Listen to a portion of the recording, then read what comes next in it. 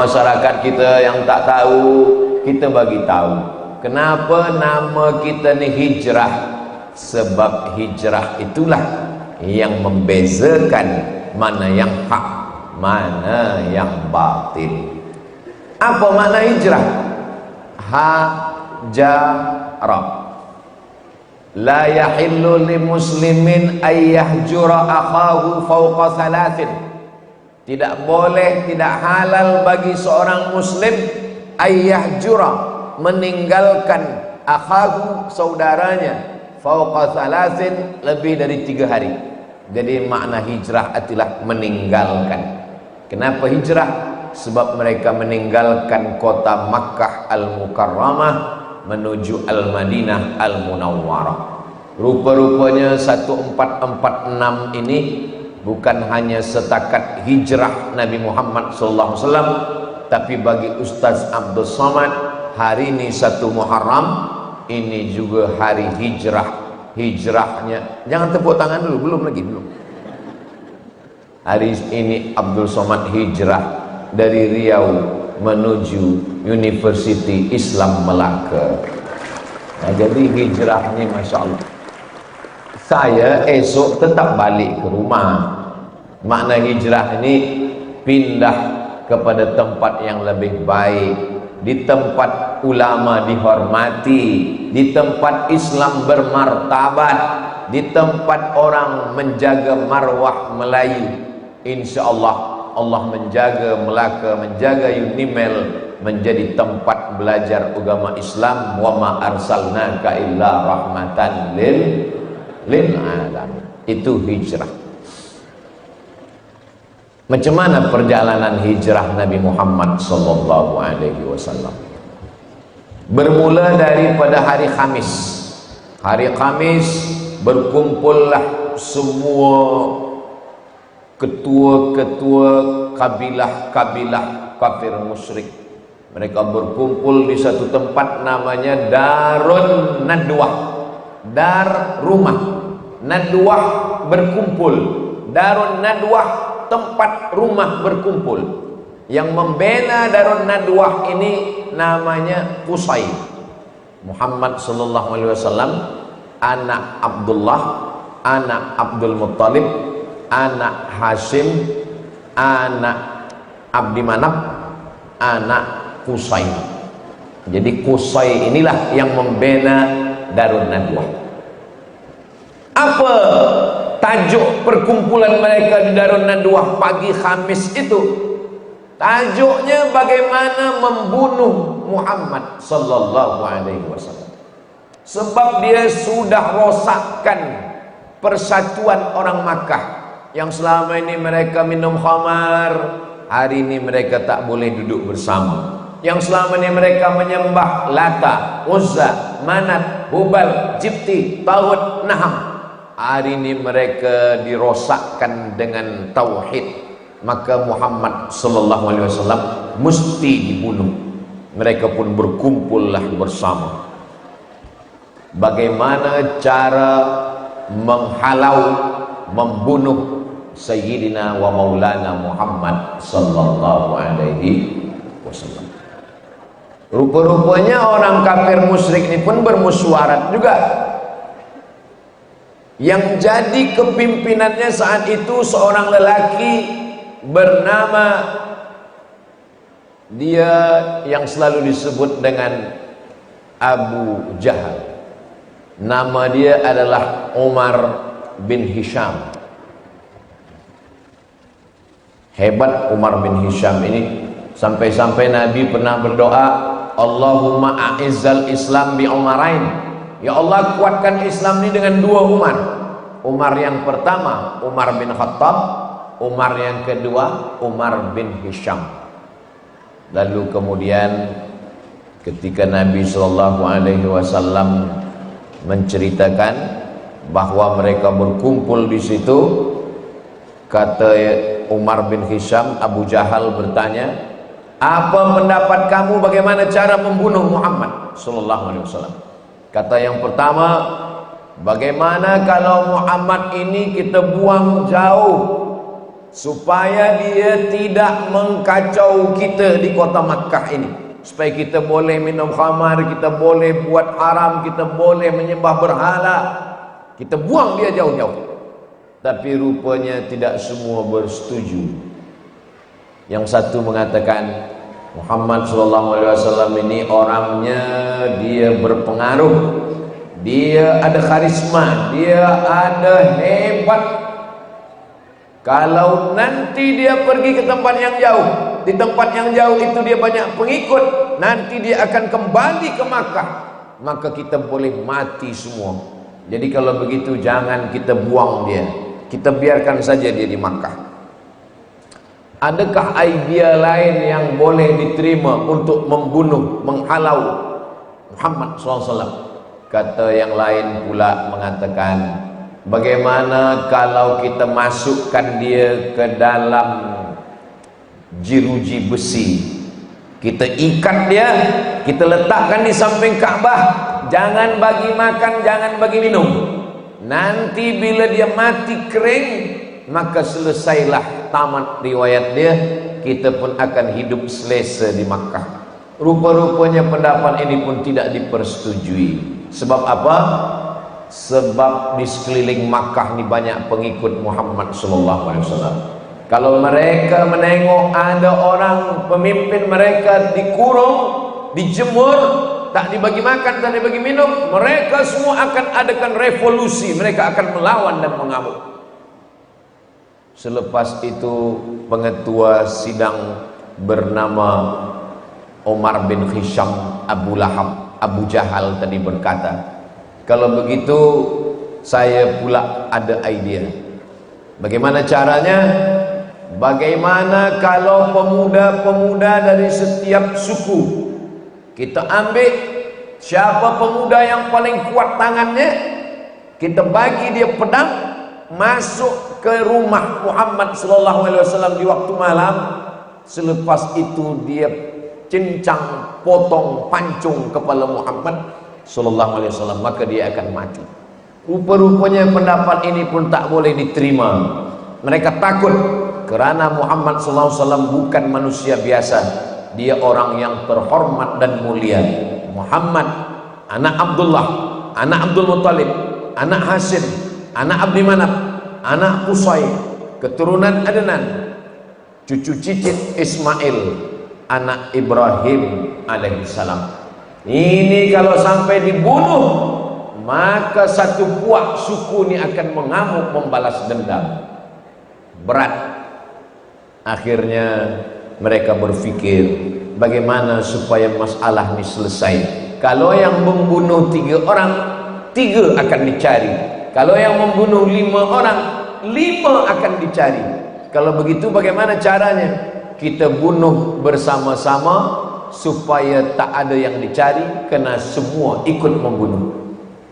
Itulah idea yang paling hebat. Kenapa?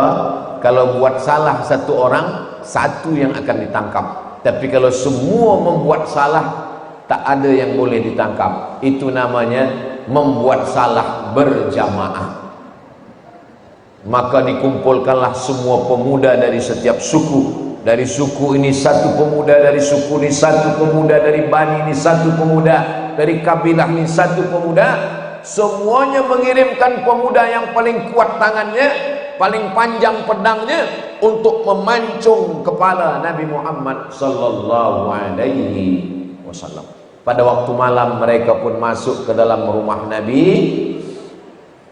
Mereka akan masuk dan akan memancung. Pada malam itu Nabi sallallahu alaihi wasallam keluar. Itulah yang diceritakan dalam surat Yasin.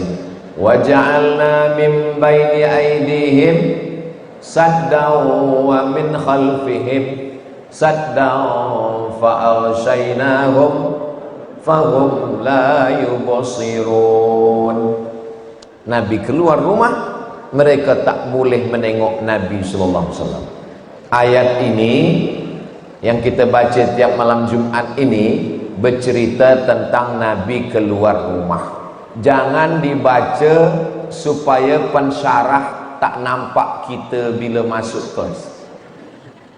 Ada setengah pelajar dia datang terlambat, dia cuba nak baca waja'alna min baini aidihim saddan wa min khalf. Kata pensyarah dia, awak baca itu, saya pun baca itu juga tadi. Jangan dibaca bila ada polis. Kata polis, saya pun baca juga itu ayat sama. Dari mana Nabi Muhammad SAW tahu bahwa pagi tadi mereka sudah bermesyuarat, malam nanti mereka akan mengirim pemuda-pemuda belia membunuh Nabi di biliknya? Dari mana Nabi tahu?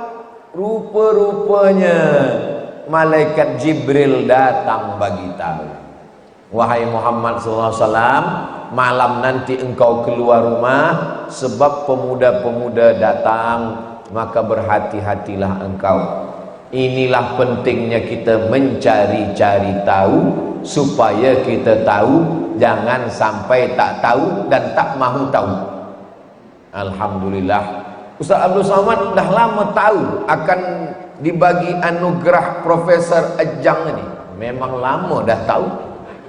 Adakah malaikat Jibril bagi tahu? Tidak. Tapi ada orang bagi tahu.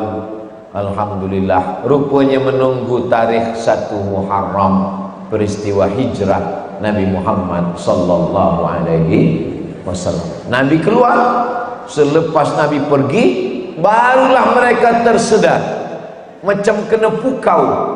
Selepas itu mereka masuk ke dalam, mereka buka selimut, mereka tengok, rupa-rupanya bukan Nabi Muhammad, tapi Sayyidina Ali radhiyallahu anhu. Mana Muhammad? Kata Sayyidina Ali, saya tak tahu.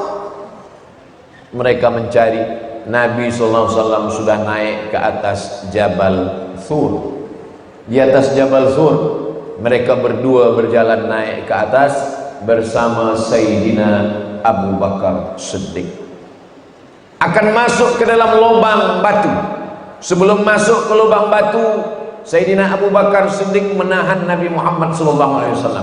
Wahai Muhammad SAW, jangan masuk ke dalam. Kenapa begitu Abu Bakar? Biar saya yang masuk ke dalam. Kalau di dalam lubang batu ini ada harimau, ada ular, ada kala, aku yang dia gigit, aku seorang yang akan mati. Tapi kalau engkau yang diterkam harimau, digigit ular, maka semesta alam berduka sebab wahyu tak sampai kepada mereka. Itulah Abu Bakar Siddiq. Abu Bakar masuk ke dalam, dia bersihkan. Selepas semuanya aman, selesai, bersih, ada lubang di tanah. Abu Bakar duduk di lubang itu untuk menutupi lubang batu kecil. Selepas itu Nabi SAW pun masuk ke dalam. Begitulah Nabi SAW bersama Abu Bakar Siddiq. Andai malam itu Nabi Muhammad bukan bersama Abu Bakar, tapi bersama Abdul Somad,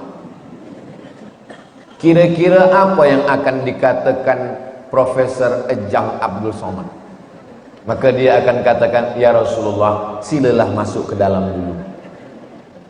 Sebab kalau engkau yang masuk, ada yang menyelamatkan engkau.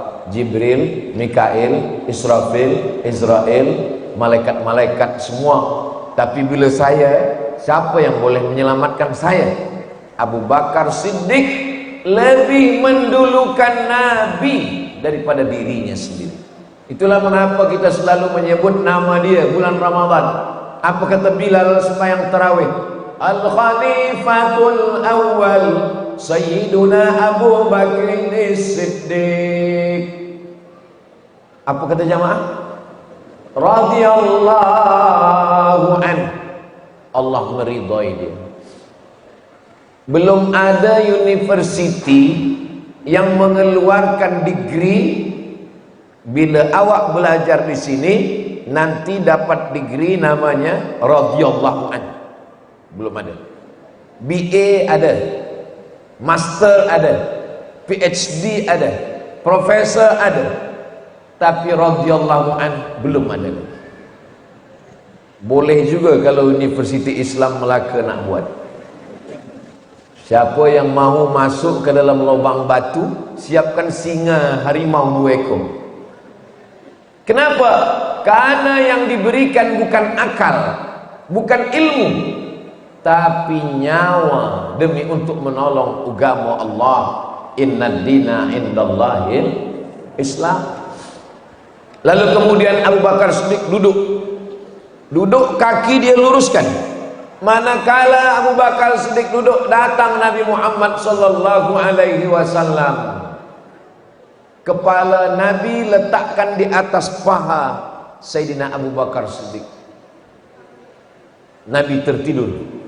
Tak lama Nabi Muhammad SAW tertidur, Nabi terjaga dari tidurnya. Kenapa dia terjaga? Air menetes dari atas, tepat jatuh di pipi Abu Bakar Siddiq. Tepat jatuh dari atas di pipi Sayyidina Muhammad SAW. Nabi terjaga. Nabi bertanya kepada Abu Bakar, air apa ni Abu Bakar? Kata Abu Bakar Siddiq, air mataku jatuh ke bawah ya Rasulullah. Kenapa engkau menangis? Rupa-rupanya dari lubang batu itu ada kala yang menyengat, menggigit kulit Abu Bakar Siddiq. Jadi siapa yang nak dapat radhiyallahu an, carilah kala. Kalau tahan tak menangis, boleh radhiyallahu an. Kaki tak dia gerakkan, tangan dia tak gerakkan, dia tahan demi supaya jangan sampai Nabi terjaga dari tidurnya. Itulah cinta, itulah mahabbah, itulah yang sebenar-benar mahabbah.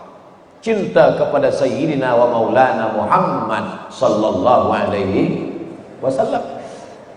Tapi ada satu yang tak boleh ditahan. Apa dia? Air mata. Air mata tak boleh ditahan. Sakit boleh ditahan, kaki boleh ditahan, paha boleh ditahan, tangan boleh ditahan, suara boleh ditahan, tapi air mata tak boleh ditahan. Maka ketika itu air mata kasih sayang itulah yang menyebabkan mata selamat daripada azab Allah. Ainani, 2 mata, tidak akan terkena api neraka. Ainani, 2 mata, la tamassuhuman nar, tidak terkena api neraka. Ainun bakat min khasyatillah, mata yang menangis kerana takut kepada Allah. Ainun tahrusu fi sabilillah, mata yang berjaga menjaga Rasulullah sallallahu alaihi wasallam. Mata yang menjaga hingga pukul 2, pukul 1 malam menangis, itu selamat. Sekarang banyak juga pemuda-pemuda, pelajar-pelajar, penuntut-penuntut pukul 2, pukul 3 malam berjaga. Kenapa? Manchester United. Begitulah hijrah. Jadi cerita kita ni panjang tentang hijrah ini. Kalau waktu dah habis, mohon Ustaz bagi tahu saya. Kalau segan nak bagi tahu waktu habis, batuk aja 2 kali. Lalu kemudian apa yang terjadi? Mereka 3 malam di dalam. Malam Jumat, malam Sabtu, malam Ahad. Sama macam Ustaz Abdul Somad di Melaka. Saya pun jadual saya di Semenanjung ni setiap datang 3 malam.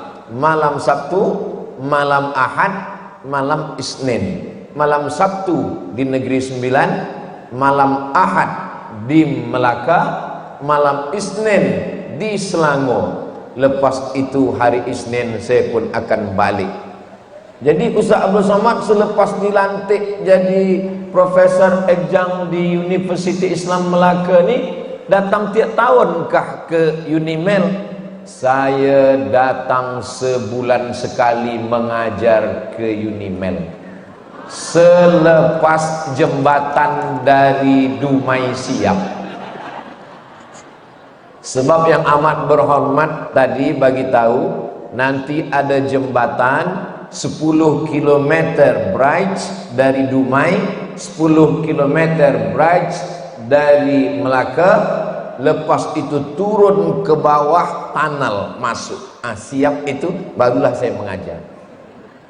Sebelum itu tetap datang dalam setahun sekali. Panjang umur, sehat badan, insyaAllah. Amin ya Rabbal Alamin. Tak boleh masuk kelas, kita buat kuliah umum. Supaya apa? Supaya manfaatnya lebih banyak kepada masyarakat kita, insyaAllah. Panjang umur, sehat badan, amin. Sampai mana tadi? Lupa pula. Lalu selepas 3 malam, malam Sabtu, malam Jumat, malam Sabtu, malam Ahad. Selama 3 malam siapa bagi makan? Selama 3 malam yang membagi makan adalah bernama Asma binti Abi Bakar. Asma, perempuan. Jadi kalau ada orang berkata, apa nih Islam? Perempuan tak pernah diberikan peran. Dia belum baca sejarah hijrah. Perempuan membawa makanan. Itulah mengapa setiap ada program mesti ada perempuan. Sebab apa? Sebab bila tak ada perempuan kita tak makan. Datanglah perempuan Asma membawakan makanan. Nabi selama 3 malam di atas, dia mesti tahu apa cerita yang ada di bawah. Bagaimana ramainya orang Makkah sibuk mencari. Dia di atas, dia tak tahu. Maka cerita di bawah oleh Abdullah. Abdullah malam tidur di atas, bila subuh dia balik turun ke bawah. Dia dengar cerita. Cerita di waktu siang dia bawa naik ke atas. Inilah pentingnya kita tiap hari menengok Instagram dan TikTok, supaya kita tahu sedang di mana Profesor Edjam Abdul Somad. Oh, rupanya dia sedang pergi ke Port Dickson. Selepas itu dia bagi tazkirah di Stadium Hang Jebat. Oh, rupanya dia sedang di sana. Ini pentingnya pemuda belia tahu tentang kehidupan zaman sekarang. Jangan sampai nanti kita tak tahu. Awak dari mana? Saya dari Melaka. Tahu Hang Tuah? Tahu. Siapa dia? Entahlah. Alhamdulillah, kajiannya profesor kita sedang mengkaji, sedang membuatkan research. Saya pun mendengar luar biasa. Ini pentingnya kita ada ilmu. Malam naik ke atas, siang mencari pengetahuan. Tapi mesti ada yang menjaga. Menjaga di bawah. Kalau dia tengok ada orang kafir musyrik nak naik ke atas, bagi tanda bahawa ini ada yang nak naik ke atas. Tapi dia berpura-pura membawa kambing. Namanya Amir bin Fuhairah. Siapa yang tidur di tempat Nabi? Ali bin Abi Thalib. Siapa yang mengawani naik ke atas? Abu Bakar Siddiq. Siapa yang membawa makanan? Asma binti Abi Bakar. Siapa yang membawa berita? Abdullah bin Abi Bakar. Siapa pula yang menjaga di bawah? Amir bin Fuhairah. Inilah pentingnya kita bekerja sama dan sama-sama bekerja dalam sebuah tim. Apakah yang menyampaikan tazkirah ini pahalanya lebih banyak daripada tim social media? Belum tentu. Abdul Somad bagi tazkirah sekali saja. Tapi yang recording, yang merakamkan ini, yang memposting ini, berapa kamera kita ini? Ada yang bagian telinga sebelah kiri saja. 1, 2, 3, 4, 5. Belum lagi yang lain-lain. 5 kamera. Ini hidup ke mati? Alhamdulillah hidup. Sebab saya pernah juga dalam satu program, saya tengok banyak kamera. Sebetulan saat itu tim saya tak ikut. Saya nak upload di social media. Lepas tazkirah saya tanya, boleh saya minta rakam recording awak tadi? Kata dia, mohon maaf Ustaz, itu kamera mati semua, kata dia.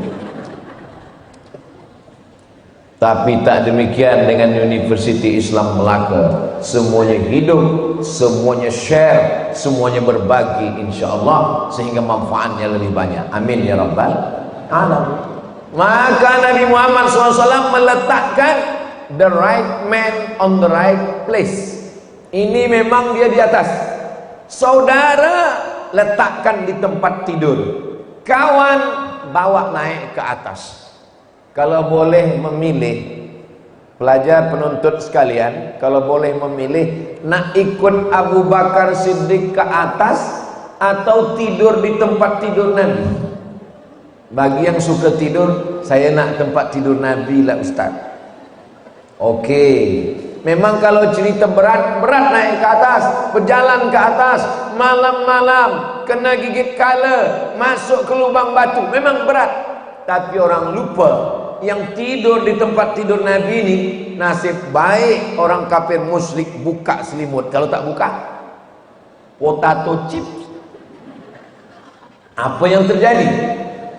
Kalau resiko yang diterima lebih besar, berikan kepada keluarga, kepada saudara Sayyidina Abu Bakar Ali bin Abi Thalib. Tapi kalau sahabat, inilah keseimbangan antara saudara dengan sahabat. Itu diajarkan dalam hijrah. Itu mengapa tajuk kita adalah hijrah.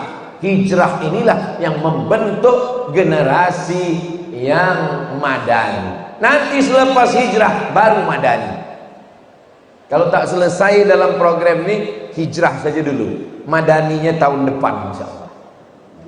Lalu kemudian selepas 3 malam, malam Isnin, Nabi pun bertolak dari Jabal Sur menuju kota Al-Madinah Al-Munawwarah. Siapa penunjuk jalan? Penunjuk jalannya bukan Jibril. Padahal kalau mau Nabi tinggal minta, ya Allah, kami ingin pergi dari Makkah, kami ingin ke Madinah, tolong kirimkan Jibril, kirimkan Burak. Innama amruhu idza arada syai'an ayaqula lahu kun. Selesai. Tengok Isra Mi'raj. Subhanalladzi asra bi 'abdihi lailan minal masjidil haram ilal masjidil aqsa. Selesai. Tapi hijrah bukan perjalanan insaniah. Hijrah bukan perjalanan ilahiyah. Isra Mi'raj perjalanan ilahiyah. Tapi hijrah perjalanan insaniah, kemanusiaan. Itulah kenapa hijrah dulu baru kita boleh madani. Orang yang tak paham hijrah, dia tak boleh paham madani. Berjalan. Yang menunjukkan jalan seorang lelaki, namanya Abdullah ibnu Uraikid, tak Islam, kafir, musyrik, penyembah berhala, Lata, Uzza, Manat, Hubal, Jibti, Taghut, Naham. Tapi kenapa dia boleh tunjukkan jalan? Nabi ingin mengajarkan kepada kita, walaupun tak Islam, walaupun tidak bertauhid, kalau dia tidak berbahaya, kalau dia boleh menjadi penyokong dakwah, dia adalah sahabat kamu. Malam tadi di Stadium Hang Jebat ada orang yang tak Islam dapat anugerah Abdullah ibnu Uraikid, perempuan tak Islam, kerana menterjemahkan daripada jawatan hal ehwal agama Islam Melaka ke dalam bahasa Mandarin. Lama berjalan, jauh perjalanan, banyak yang sudah ditengok, berpuluh kali menghadiri tazkirah 1 Muharram. Baru di Melaka lah saya menengok ada orang tak Islam diberikan anugerah seperti hijrahnya Nabi Muhammad SAW dulu. Ini menunjukkan bahwa Melaka mengamalkan amalan hijrah, bahwa Melaka adalah mengamalkan wa ma arsalnaka illa rahmatan lil alamin. Tidak hanya bagi yang Islam, yang tak Islam pun dapat. La yanhakumullahu 'anil ladzina lam yuqatilukum fid din. Kalau mereka tidak memerangi kamu, walam yukhrijukum min diyarikum, mereka tidak membunuh kamu. Ada mereka memerangi kamu? Tak ada. Ada mereka menghalau kamu dari kampung halaman kamu? Tak ada. Kalau mereka tak melakukan 2, balas 2. Antabarruhu, buat baik kepada mereka. Wa tuqsitu ilaihim, bersikap adillah kepada mereka. Malam tadi kita menengok secara nyata, ayatnya dah lama kita baca, hadisnya kita dah banyak hafaz, tapi baru malam tadi kita menengok di Melaka. Tentulah itu kerana pemikiran daripada profesor-profesor pensyarah kita daripada Universiti Islam Melaka, insyaallah. Mudah-mudahan ini menjadi pesan dakwah, terbuka pintu hati orang untuk bersyahadat asyhadu an la ilaha illallah wa asyhadu anna Muhammadan Rasulullah. Mereka terus berjalan sampai jauh perjalanan. Tiba-tiba dari jauh ada seorang yang mengejar. Dia kejar Nabi. Nabi bersama Abu Bakar berdua. Abu Bakar Siddiq menengok ke belakang. Itu debu naik ke atas. Biasa kalau debu gurun pasir naik ke atas, maknanya ada kuda yang kencang mengejar dari belakang. Kata Sayyidina Abu Bakar Siddiq, ya Rasulullah, nampaknya ada orang mengejar kita dari belakang. Rupanya memang betul seorang lelaki dengan menunggang kuda, dia mengejar dari belakang. Sampai mendekat ke Nabi, kaki kudanya jatuh ke dalam pasir. Kuda berguling, dia pun terjatuh. Lelaki itu namanya Suraqah bin Malik. Selepas itu Suraqah berkata, kata Suraqah, wahai Muhammad sallallahu alaihi wasallam, aku mengejar engkau kerana orang Makkah memberitahu siapa yang boleh membawa kepala Muhammad hidup atau mati, dia akan diberi 100 ekor unta.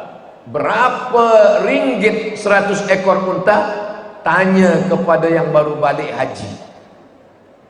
Siapa yang boleh memancung kepala Muhammad sallallahu alaihi wasallam akan diberi hadiah 100 ekor unta. Itulah yang aku kejar engkau. Seumur hidup Suraqah bin Malik tak pernah jatuh dari untanya, tak pernah jatuh dari kudanya, tapi saat itu dia jatuh. Kata Suraqah bin Malik, hari ini ku tersedar bahwa yang ku ikuti ini bukan manusia biasa, engkau adalah Rasul utusan Allah subhanahu wa ta'ala. Lalu kata Suraqah bin Malik, apa yang engkau inginkan dari aku wahai Muhammad sallallahu alaihi wasallam? Kata Nabi, satu saja, aghib anna, sembunyikan cerita tentang kami. Suraqah bin Malik balik ke kota Makkah Al-Mukarramah seakan-akan tak pernah terjadi apapun. Dia biarkan Nabi Muhammad sallallahu alaihi wasallam pergi. Apa pelajaran yang boleh kita ambil? Ada orang yang berangkat dari rumahnya ingin membunuh Nabi, ingin memotong kepala Nabi, tapi balik membawa hidayah Islam. Berapa banyak orang yang berangkat dari rumahnya, bismillahirrahmanirrahim, 'alallah, la haula wala quwata illa billah, tapi baliknya bukan membawa hidayah. Dari perjalanan Suraqah bin Malik, berapa banyak pelajar penuntut yang berangkat dari rumah, dibekali uang untuk belajar. Engkau mesti belajar, ambil BA, ambil master, ambil PhD, balik ke rumah membawa bini anak 3. Tak salah, bukan salah, tapi belajar terus juga. Ingat, yang baik dari rumah mesti kita bawa lebih baik. Senangkan orang tua, bahagiakan, jangan buat mereka kecewa. Suraqah bin Malik niatnya tak baik, ingin membunuh, ingin memancung kepala Nabi, tapi dia balik membawa hidayah Islam. Suraqah balik ke Makkah, Nabi teruskan perjalanan. Ketika perjalanan diteruskan, mereka pun kehausan, habis air minum. Biasa tradisi orang Arab, kalau singgah di tempat pengembala kambing unta, boleh minta air susu kambing, boleh minta air minum.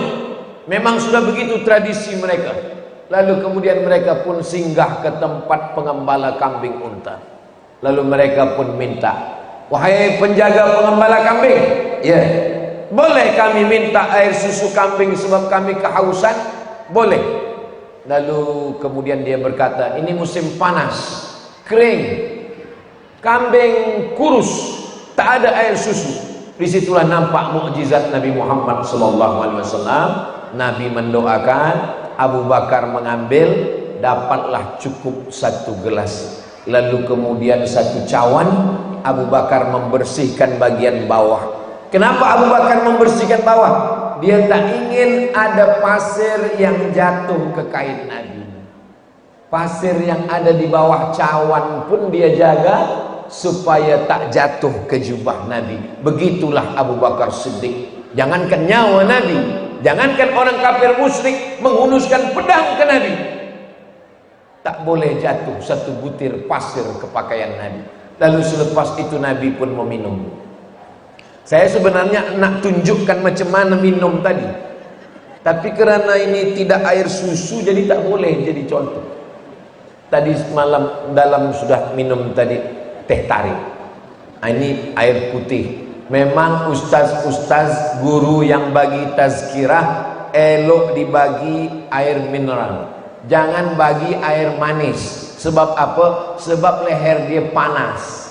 Kalau leher panas dibagi air manis gula, rusak suara. Umur 50, 60 suara sudah tak ada lagi.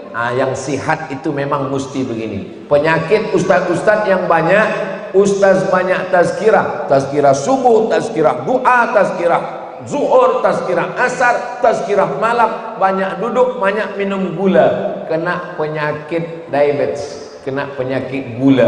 Maka jangan, kalau sayang dengan ustaz, jangan bagi ustaz banyak-banyak air gula. Kalau ada yang sakit gula, bawa ke Melaka, sebab ada hospital.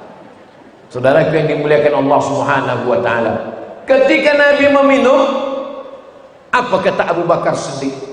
Fasyariban nabiyyu hatta irtawaitu. Saya manakala membaca kalimah ini macam ada yang hilang. Fasyariban nabiyyu hatta irtawaitu. Nabi minum sampai hausku hilang. Yang minum siapa? Nabi.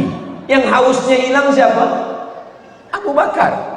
Saya yang tak paham nahu ke? Fa'ilnya siapa? Fasyariban nabiyyu hatta irtawaitu, sampai hausku hilang. Yang minum Nabi. Kenapa haus dia hilang? Sekarang cuba saya minum. Bismillahirrahmanirrahim. Haus siapa yang hilang? Haus saya hilang. Kalau saya berjalan berdua dengan yang amat berhormat, lalu kemudian beliau minum, maka saat menengok beliau minum, saya akan katakan, ketika menengok yang amat berhormat minum, hausku merajalela. Ketika menengok Profesor minum, hausku menjadi-jadi. Tapi Abu Bakar Siddiq, dia sudah sampai pada tingkat ukhuwah. Itulah puncak daripada mahabbah, ukhuwah, mahabbah. Menengok nikmat orang, terasa diri kita sudah dapat nikmat. Dan itu saya yakin dan percaya, semua yang hadir ini, saya tengok dari senyumnya, dari gelak tawanya, semuanya berbahagia. Betul? Padahal yang dapat Profesor Edjam Abdul Somad, tapi mereka semua ikut berbahagia. Maka sudah sampai pada tingkat mahabbah Abu Bakar Siddiq. Tinggal disengat kala saja lagi yang belum. Mahabbah, cinta, ukhuwah, ini hijrah. Jangan cerita madani kalau belum mampu bercerita tentang hijrah. Ini maka kita bahaskan tentang hijrah ini sedetail-detail, sekecil-kecilnya, sampai pada masalah yang amat sangat halus, lataif daripada hijrah Nabi Muhammad SAW. Lepas minum, mereka teruskan perjalanan.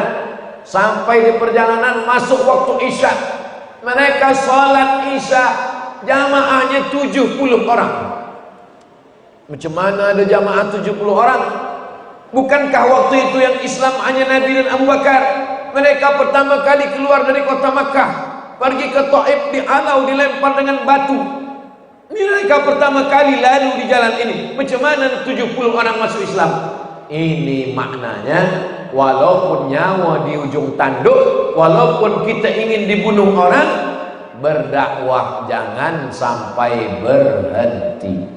Mereka sampai ke kampung, berjumpa dengan orang kampung, mereka bersyahadat, mereka ajak sembahyang.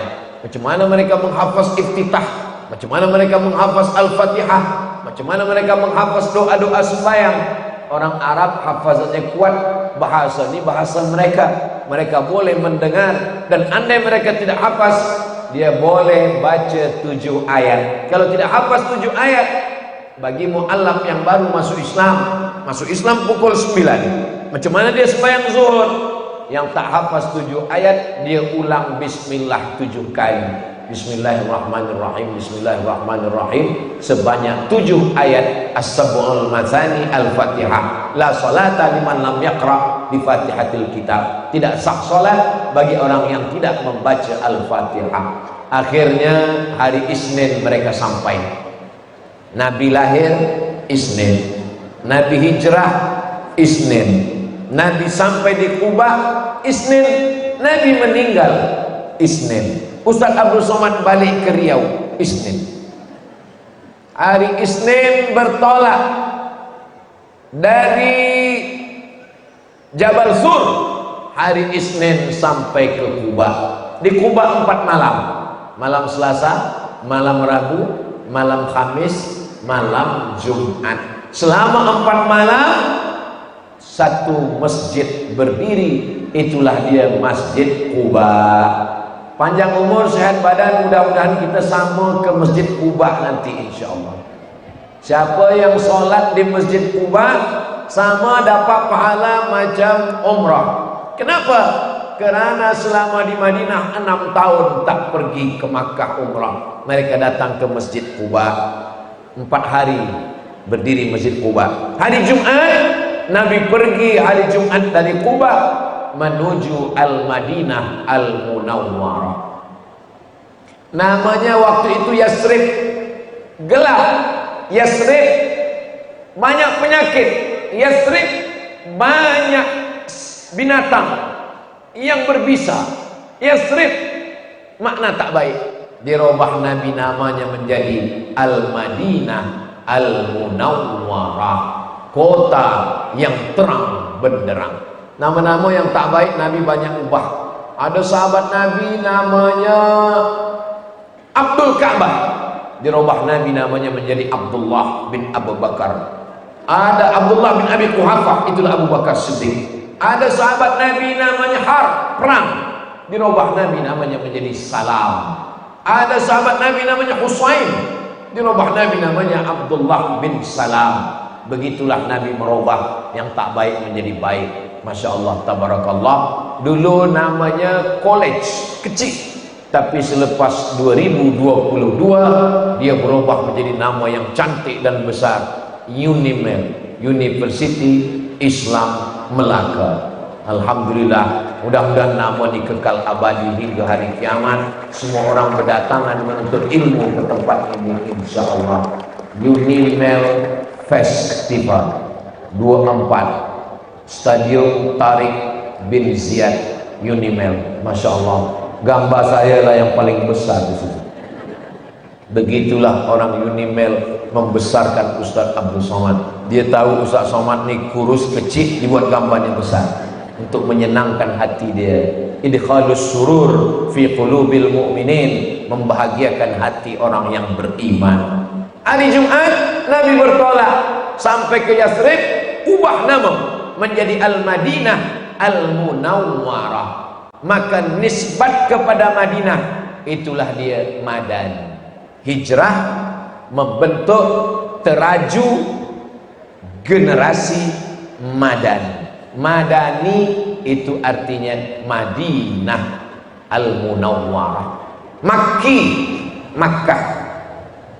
Malaysia. Malaki, Malaka. Madani, Al-Madinah Al-Munawwarah. Kalau sudah paham tentang hijrah, insyaallah generasi ini akan menjadi generasi yang madani, siap berkorban, berjuang, bersaudara, menghormati, berbagi, merasakan perasaan orang lain, bersusah payah. Itulah dia hijrah.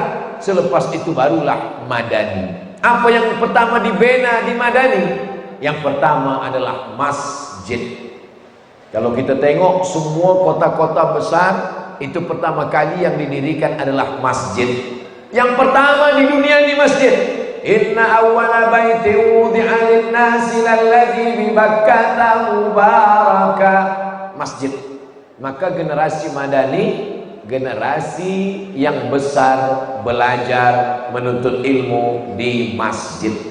Jangan sampai BA, master, profesor, doktor tapi tak ke masjid. Banyak orang ketika masih hidup sehat tak ke masjid, selepas mati jenazah tetap juga ke masjid. Seumur hidup ke masjid cuma 2 kali. Pertama akad nikah, kedua jenazah. Tapi kita diajarkan dalam Islam, Madani adalah masjid. Alhamdulillah, Al-Masjid An-Nabawi, Masjid Nabi Muhammad sallallahu alaihi wasallam. Tapi tidak hanya masjid, Islam mengajarkan kita Rabbana atina fid dunya hasanah wa fil akhirati hasanah. Maka Nabi membina bisnis. Maka di Madinah ini Babus Salam, pintu masuk Masjid Nabawi itu sekarang Babus Salam. Di Babus Salam itulah dulu tempat berniaga pasar orang-orang Madinah Al-Munawwarah melawan market Yahudi. Sebab Yahudi ini curang. Turun ayat wailul lil mutaffifin, celaka orang yang tipu curang sukatan timbangan. Mereka buat sukatan bagian bawah sukatan anak raja duduk menyanyi jangan menangis. Kalau mic sudah berbunyi tanda waktu dah mula habis. Wailul lil mutaffifin, celaka orang yang tipu sukatan. Mereka buat sukatan, bawah ni dia tekuk ke atas. Dia tekuk ke atas supaya gandum di dalam sikit. Kalau dia nak membeli, dia tekuk dari dalam keluar. Kalau dia nak menjual, dia tekuk dari dalam ke atas. Itulah makna wailul lil mutaffifin, celaka orang yang curang sukatan. Alladzina idza talu 'alan nas yastawfun. Kalau dia menjual, dia tipu. Tapi kalau dia membeli, mata dia bukan main tajam. Ini kurang ini. Nabi SAW ingin lawan market pasar orang Madinah, maka dia buatkan tempat berniaga Islam. Maka kalau ada orang Islam, peniaga, bisnismen, selepas hijrah dia tinggalkan semua perniagaan, dia hanya duduk di masjid. Dia bukan hijrah, dia mati sebelum malaikat maut datang. Ini sekarang banyak pemuda-pemuda belia Islam, selepas hijrah bila ditanya, awak tak berniaga lagi? Saya dah tinggalkan semua dunia, Ustaz. Kalau memang tinggalkan dunia, matilah. Kita tidak disuruh meninggalkan dunia. Generasi yang madani, dia dapat dua-duanya. Macam pelajar-pelajar, penuntut-penuntut yang ada di Unimel ini, insya Allah inilah generasi-generasi madani kita masa depan, insya Allah. Kalau kami ini masa lalu, Ustaz Abdul Somad ini masa lalu, sudah lampau, past tense, madhi. Tapi yang mudhari, yang sekarang dan akan datang, ini adalah pemuda-pemuda belia. Mereka inilah harapan umat dan bangsa, harapan orang tua dan mertua. Betul puan? Betul. Siap-siap. Tapi selesaikan dulu BA, Master dan PhD ini, insyaAllah. Lalu kemudian Nabi 10 tahun. 10 tahun lamanya Nabi di kota Al-Madinah Al-Munawwarah, boleh mempersaudarakan. Ini ada orang muhajirin dipersaudarakan dengan orang ansar. Orang ansar ada berperang. Wazkuru ni'matallahi alaikum, ingatlah nikmat Allah kepada kamu. In kuntum a'daan, kamu bermusuhan. Fa'allafa baina qulubikum, Allah buat hati kamu bersaudara. Fa asbahtum bi ni'matihi ikhwana.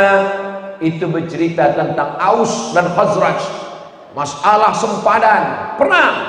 Masalah perempuan, perang.